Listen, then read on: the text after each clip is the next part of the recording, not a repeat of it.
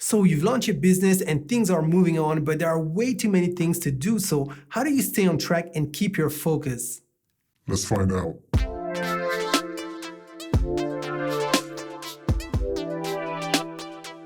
Hello, I'm your host Casino. I'm a digital alchemist, and this episode is episode number 5 of a module dedicated to the after launch phase of your new business.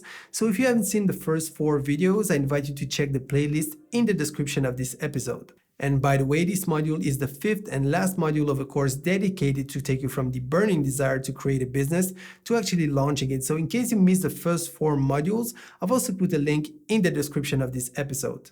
As entrepreneurs, we all have a lot on our plates between administrative tasks, marketing, lead generation, appointments, research and development, project management, and the actual work that is the core of our businesses. So I know it can get pretty overwhelming and easy for you to lose track and completely lose focus. So I'm going to share with you 4 tips that will help you to stay on track and keep your focus. 1. Plan, plan, and plan. If you haven't done your homework from episode 1 of the first module of this course, which was dedicated to the preparation phase of launching your business, or if you just landed on this channel for the first time, in that episode, I talked about 2 books that can help you create simple yet powerful business and marketing plans.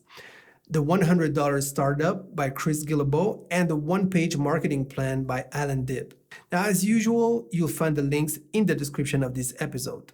Now, I'm an adept of less is more. So when I stumble upon resources that can drastically simplify things while at the same time empower me to achieve great results, I just want to share that with the people that I value. But no matter how good a tip can be, if you don't implement it, then don't expect any results. It's as simple as that. If you are still in the middle of starting your business, it is still time to pause, read those resources, and implement right away. Action and perseverance is what separates achievers from dreamers. So go do your homework and start your new life Today. Now, if you have already launched your business and you just stumbled upon this channel, no panic, you can still read the resources, adjust and refine so that you can define clear business and marketing plans. Now, in case you've been following along from the very beginning of this course and drafted your simple one-page business and marketing plans as advised, but you still find yourself kind of overwhelmed with all you have on your plate in the day-to-day management of your business, now may be the time to reread those plans and adjust if needs be. Remember, your business plan is your reference to what and where you want to be and at which moment, and your marketing plan takes care of the how you will achieve that.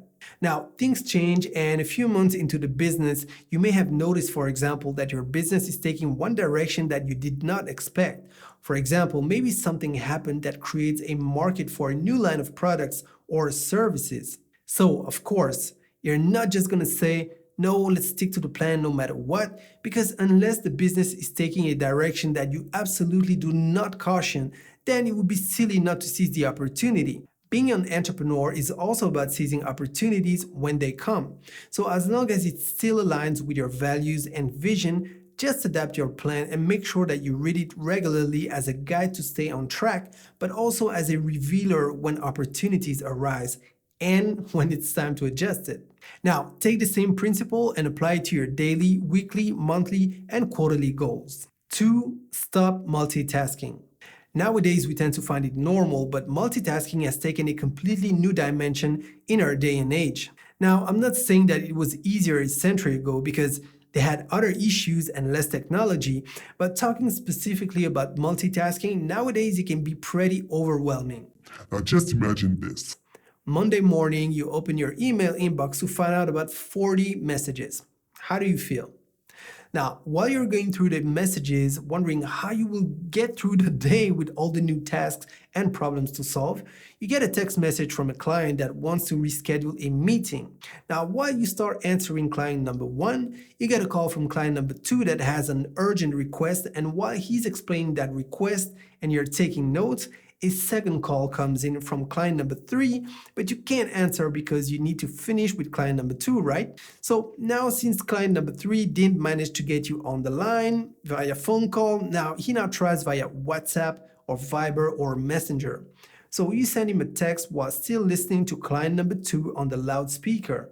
Once the calls are done, you try to go back to sorting your emails, but instead of 40, you now have 45 in the inbox.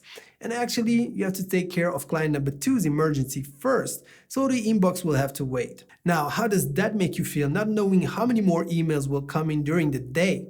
So you manage to get client number two's emergency sorted in a couple of hours, then you go through the list of tasks that you had for the day, and when the day is done and offices are closed, you realize that you never replied to client number one. Now, how does that make you feel? Okay, that does not happen every day, but being my own boss for a few years, this does happen. Sometimes less dramatic, sometimes even more. And if you don't find a method to deal with it, you will have a hard time and you will feel completely overwhelmed. There are many methods out there to deal with these kind of issues, but here's what I do. I check my emails 3 times a day, possibly in sessions of 15 minutes each, so of course I need to prioritize. When I check my emails, my phone is on plane mode or do not disturb mode. I start my day with the most demanding tasks because that's when I have more energy, and then I move on to the less demanding tasks. When I work on demanding tasks, my phone is on do not disturb mode. I work in sessions of maximum 90 minutes before I take some kind of break, even if it's just a 5 minutes break. Also, I try to place most of my appointments on one dedicated day per week. This way, the rest of the week can be dedicated to my work. Now, I found that following that simple routine tremendously lowered the stress that we all get from information and work overload. 3. Delegate.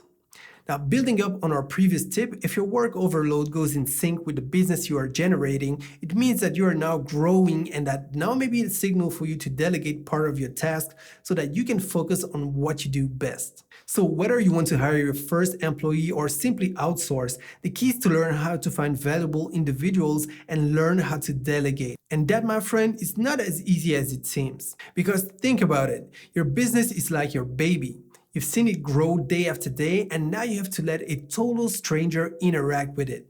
So make sure you get the best person for the job, and the best way to do this if you want to hire someone is to trust HR professionals that know how to spot the right talents for the right job.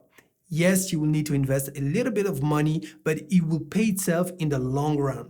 Now, if you're not willing to hire and simply want to outsource, I've created a video that tells you how to do that in episode 6 of the first module of this course, which was dedicated to the preparation phase of launching your business. And as you may have guessed it, you will find the link in the description of this episode. 4. Take care of your environment. Now, the last tip for today is simply take care of your environment. Now, you'd be surprised how much more calm and productive one can be in a pleasant environment. The furniture, the colors, the lighting are not just details. They actually have a huge impact whether you know it or not. Now, I'm not saying that you have to get into feng shui, although you can, but at least you should make the place where you work a pleasant one. Now, if you have the budget, get an interior designer, a good one with an awesome portfolio. You won't regret it. Now, if you don't have the budget, no panic. Just type Learn Interior Design on YouTube or type Office Interior Design on Pinterest.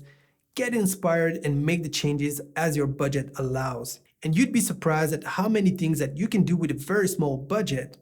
Now, what you want is a clean, tidy, and pleasant environment that will put you in the best possible conditions to do your daily work. So I hope that this video helped you nail down how to stop being overwhelmed and regain control and focus on your business. Now, question of the day, which one of these 4 tips do you practice and which one has more impact? I'd really like to know, so please let me know in the comments. And by the way, you find the companion blog post on my website, kesenia.com. And of course, you will find a direct link in the description of this episode.